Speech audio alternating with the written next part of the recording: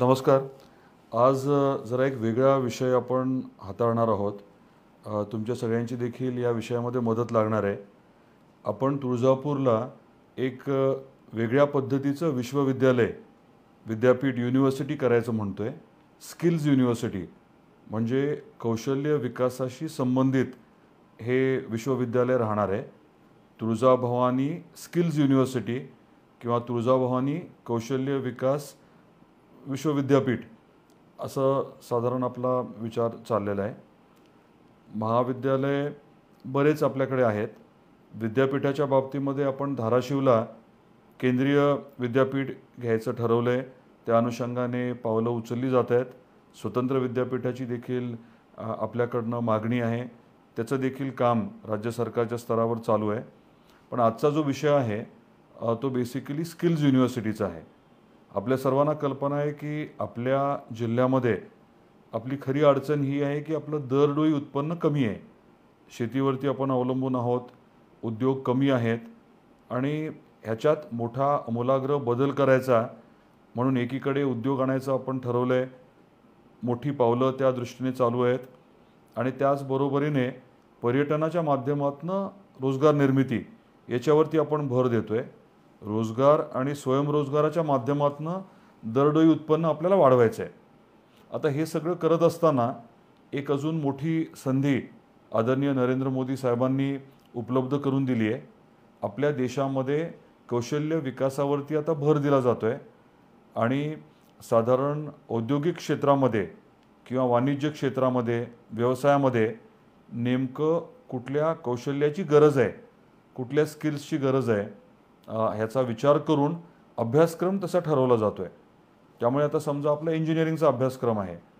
इंजिनिअरिंगच्या अभ्यासक्रमामध्ये मोठे बदल करून अद्ययावत जे काही विषय आहेत, समजा सायबर सिक्युरिटी आहे, आर्टिफिशियल इंटेलिजन्स आहे, असे जे वेगळे मुद्दे आहेत, क्लाउड कम्प्युटिंग आहे, बिग डेटा आहे, तर या गोष्टींच्या बाबतीमध्ये जास्त विचार करून आपल्याला अभ्यासक्रम आता ठरवण्याची मुभा मिळते. त्याचबरोबरीने इकॉनॉमिक्समध्ये काही वेगळे विषय घेता येऊ शकतात, डिझाईनमध्ये घेता येऊ शकतात आणि साधारणतः आपल्याला विद्यार्थी असे तयार करायचे आहेत जे एकदा पासआउट झाले, ग्रॅज्युएट झाले, डिग्री मिळाली की लगेच त्यांना तातडीने नोकरी मिळायला हवी किंवा स्वतःचा उद्योग व्यवसाय त्यांना सुरू करता यायला हवा. तर या अनुषंगाने खास करून तुळजापूरलाच आई तुळजाभवानीच्या नावाने ही युनिव्हर्सिटी, हे विश्वविद्यालय करण्याचं आपण ठरवलेलं आहे. आपल्या मंदिर संस्थांच्या माध्यमातून जे इंजिनिअरिंग कॉलेज आपण चालवतो आहे, तुळजाभवानी इंजिनिअरिंग कॉलेज, त्या कॅम्पसमध्येच हे विद्यापीठ जे आहे ते आपण घेणार आहोत. नियमाचा पूर्ण आपण अभ्यास केला आहे आणि निकषामध्ये आपली ही जागा, उपलब्ध असलेलं इन्फ्रास्ट्रक्चर बसतं आहे. आपण असंही ठरवलं आहे की देशामध्ये जे अग्रक्रम असलेले विद्यापीठ आहेत या विषयातले, त्यांच्याबरोबर चर्चा आपली सुरुवाती झाली आणि त्यांच्यापैकी एकाबरोबर टायअप करायचा, म्हणजे त्यांची आपण मदत घ्यायची, जेणेकरून आपलं हे विद्यापीठ जे आहे ते देशामध्ये नावाजलेलं होईल आणि इथे एकदा ॲडमिशन घेतली की निश्चितपणे त्या विद्यार्थ्याला रोजगार, चांगल्या पद्धतीचा रोजगार उपलब्ध होईल. आपला अजून एक भर राहणार आहे तो म्हणजे आपल्या परिसरातल्या मुलांना, मुलींना प्राधान्य देण्याचा. त्यामुळे हा विचार आपल्या सर्वांच्या समोर मांडण्यासाठी आजचं फेसबुक लाईव्ह केलं होतं. आपण वेगवेगळे विषय आवर्जून आपल्या जिल्ह्यामध्ये आणतो आहे. जे देशात, जगात महत्त्वाचं वाटतं आहे ते आणण्याचा आपला प्रयत्न आहे. या शिक्षण क्षेत्रामध्ये अशा प्रकारच्या युनिव्हर्सिटीच्या माध्यमातून खूप मोठा बदल होणार आहे. हजारो विद्यार्थी तर तयार होतीलच, परंतु या इन्फ्रास्ट्रक्चरच्या माध्यमातून एक वेगळी ओळख आपली निर्माण होण्यासाठी देखील मदत होणार आहे. आणि मी म्हटल्यासारखं ही प्रक्रिया काही एकट्या दुकट्याच्या माध्यमातून होणार नाही आहे.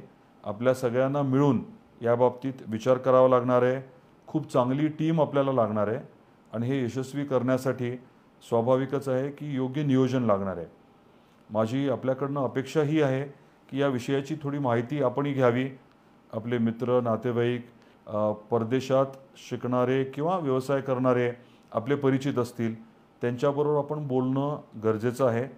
या युनिव्हर्सिटीमध्ये साधारण कुठले कोर्सेस घ्यावे, कशा पद्धतीने पुढे जावं, या बाबतीत आपले देखील इनपुट्स पाहिजेत.